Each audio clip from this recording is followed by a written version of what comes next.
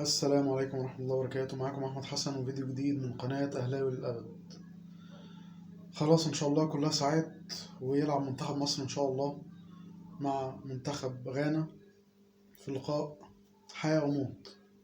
خلاص يعني زنقنا نفسنا في أول ماتش، تعادلنا مع موزمبيق بالعافية 2-2 ووقعنا في الفخ ساعتها، وما قدمناش حل غير إن احنا نكسب غانا بأي شكل بقى.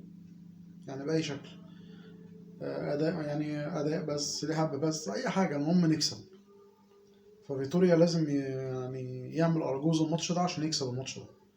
هو طلع النهارده في المؤتمر الصحفي بصراحة يعني كلامه كان مغاير تماما للي فات. يعني الماتش اللي فات قال آه، احنا يا دوبك 5 دقايق بس سرحنا فيهم فالدنيا فلتت مننا والكلام ده. النهارده بقى بيقول لا، ده احنا كان عندنا اخطاء كتيرة وبتاع، فتقريبا هو كان تايه يوم الماتش، ما كانش موجود وما شفناهوش قام واتحرك، ويعني مش عارف، يعني كانت حركته تقيلة كده، حتى التغييرات بتاعته كانت متأخرة جدا يعني. فما علينا، خلاص خلصنا ماتش موزمبيق ده باللي حصل فيه. فوق في ماتش غانا قال برضو من ضمن كلامه ان هيبقى فيه تغييرات، وده مش عشان كان فيه لعيبه وحشين، لا لا، ده لكل ماتش ظروفه. ما علينا برضو، ما يهمناش. انت بتجامل اللعيبه يعني مش عايز حد يزعل. ما علينا يعني، انا مش مستاهله مجاملات بصراحه. في لعيبه كانت وحشه في الملعب، كان في لعيبه مش موجوده اصلا. يعني حجازي كان مستواه وحش جدا، محمد النني اصلا مش موجود، كنا بنلعب ناقصين واحد، زيزو بيلعب مش في مكانه، محمد صلاح بيلعب مش في مكانه، فكانوا وحشين جدا. تريزيجيه كان وحش جدا. يعني هو نجوم الماتش لو قلنا ممكن الشناوي ومصطفى محمد، الراجل عمل اللي عليه. امام ما تقدرش تقيمه، عمر مرموش ما لحقش، عمر كمال عبد الواحد حاول وبرضه ما لحقناش يعني. حتى التغييرات انت عملتها متاخر، يعني انت ابتديت تغييراتك في الدقيقه 70، فيا دوبك اللي لحق يلعب تلت ساعه، فهنقيمهم ازاي دول يعني؟ بس اكيد ان في تغييرات في المنتخب، لازم يكون في تغييرات الماتش ده. قال برضو اللي احنا لازم نلعب بقوه جامده جدا ونضغط ونلعب لعبنا والكلام ده. اتمنى يعني ماتش غانا هيبقى اصعب من ماتش موزمبيق. غانا مغلوبه كمان، يعني يا ريتها متعادله زينا، فيعني الدوافع واحده. لا، انت لو متعادل وعندك نقطه، هم صفر، ما عندهمش حاجه. فزي ما بنقول كده، ما عندهمش حاجه يبقوا عليها، هيلعبوا. مع ان منتخب غانا برضو مش بالقوه، خلاص ما عندوش اسامي جامده، هو ما فيش الا ولاد عبيد بلاي ايو، خلاص على كده هم الاثنين اللي موجودين. آه، ف... وده اللي اعتمد عليهم، فما فيهمش اسامي جامده زي زمان يعني. بس هيلعبوا، يعني اكيد هيلعبوا، الناس عايزه تكمل في البطوله وكده، فربنا يستر. يعني ربنا يستر. منتخب مصر شكله في اول ماتش يقلق بصراحه، فهنشوف ربنا يكرم كده ايه اللي هيحصل. ماتشات مهمه. بكره في ماتش الساعه 4، غينيا الاستوائيه مع غينيا بيساو. بعد كده ماتش ضرب نار، كوديفوار مع الكاميرون. وبعد كده ماتش مصر اخر حاجه، اللي هو الساعه 10 ان شاء الله مع غانا. نتمنى ان شاء الله مصر تفوز باذن الله وتعمل ماتش كويس، يعني تصالح على الاقل، تصالحنا بيه. يعني لازم تصالحوا الجمهور اللي انتوا زعلتوه الماتش اللي فات.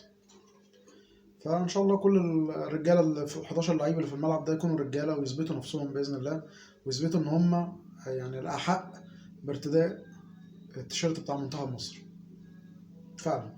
بقى مسهل. النهارده كان في ماتشين. المغرب فلتت الحمد لله، هي الفرقه العربيه الوحيده اللي فلتت، كسبت النهارده 3-0. كان ماتش حلو. المغرب مسيطره بصراحه طول الماتش، يعني فردة لوحة بالكامل على منتخب تنزانيا. ومنتخب تنزانيا برضو مش فريق قوي. يعني انا شفت المجموعه النهارده كامله. الكونغو اتعادلت مع زامبيا 1-1، وبرضه مش فرق تقيلة أوي. فالمنتخب المغرب مستريح في المجموعة بتاعته بصراحة، مجموعة مريحة لمنتخب المغرب، وهو بيلعب بتوازن.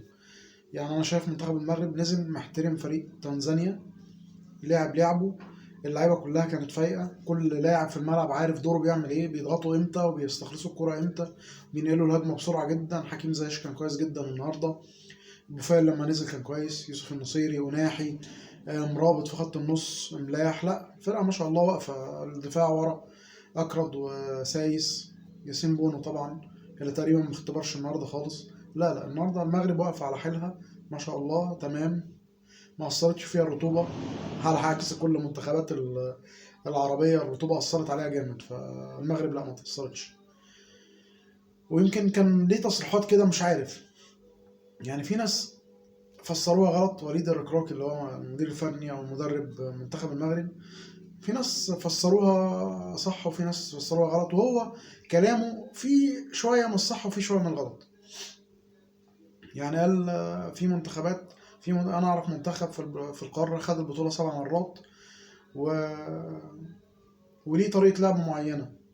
طب جميل، ده كلام مش وحش. احنا لينا طريقة لعب معينة وعرفنا ناخد البطولة 7 مرات. يعني منتخب مصر خد البطولة دي 7 مرات، وبنعرف فعلا ناخد البطولة دي سواء على أرضنا وبره أرضنا. ومحدش عمل الإنجاز اللي عمله كابتن حسن شحاتة مع منتخب مصر ال3 بطولات ورا بعض، 2006 و2008 و2010، ولا حد هيعرف يعملها. هو طبيعي محدش هيعرف يعمل الإنجاز ده. فالراجل يقول كون إن هو يقول أنا هعرف ألعب بطريقة منتخب مصر، ده جميل، العب بطريقته يعني لو عرفت. الكلام اللي مش ما عجبنيش من كلامه، هتقولي منتخب أمتع من منتخب المغرب في النسخ اللي فاتت. منتخب مصر في ال3 بطولات 2006 و8 و10 يتدرس بالجيل اللي كان فيه، الجيل الذهبي لينا ده يتدرس. فدي وقعت منك يا وليد، يعني دي وقعت منك.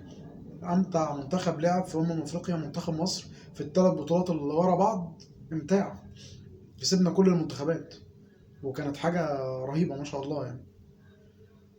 فعادي يعني نعدي للراجل. انا شايف انه كلامه ما كانش وحش، يعني ايه فرقة بتعرف تكسب، ما اكسب زينا. لو عرفت تعمل زينا اكسب زينا، مفيش مشكلة. ففي ناس هجمته وفي ناس قالت لا ده اتكلم كلام كويس على منتخب مصر، فانا حبيت اوضح بس النقطة دي. فخير يعني، نتمنى طبعا الخير لكل الفرق العربية، بس يعني المغرب مستواها يخوف بجد يعني، مستواها تقيل، وشكلها كده ناوي على البطولة دي. يعني اسمعوها مني من دلوقتي، شكل المغرب ناوي على البطولة دي، إلا لو حصل في الأمور أمور. لكن هي منتخب بصراحة متناسق ومنسجم وكل حاجة ممكن تقولها، واللعيبة عارفة شغلها كويس، فربنا يسهل. نتمنى طبعا الفوز لمنتخب مصر في البداية، أكيد طبعا ده الأولوية بتاعتنا. لو لا قدر الله مصر ما حصلتش البطولة دي، يبقى أي منتخب عربي طبعا يفوز بيها. خير خير بإذن الله. هنتابع بكرة الماتش مع بعض كده ونشوف الدنيا هتحصل فيها ايه. نتمنى الفوز لمصر ويطلعوا بنتيجة يصالحوا بيها الجمهور زي ما قلنا.